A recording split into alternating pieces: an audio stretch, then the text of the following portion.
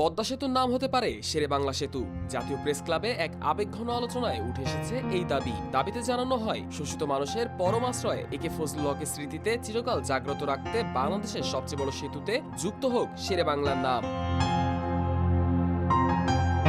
২৬ April জাতীয় press ক্লাবে বরিশাল বিভাগ সমিতির আয়োজিত এক আলোচনা সভায় এই দাবি তোলা হয়। সভায় বক্তারা পদ্মা সেতুর নামকরণ শেরে বাংলা সেতু করার পাশাপাশি ভাঙা বরিশাল কুয়াকাটা মহাসড়কে ৬ লেনে উন্নীত করার দাবি জানান।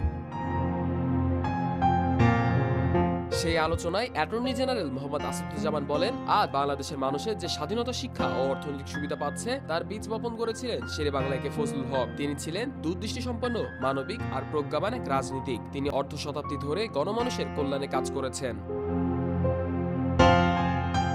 তিনি আরো জানান, শেরে বাংলার অবদান প্রতিটি শোষিত মানুষের হৃদয়ে রয়ে গেছে। আজ মৃত্যুর ৬৩ বছর পরও আমরা তাকে গভীর শ্রদ্ধায় স্মরণ করছি।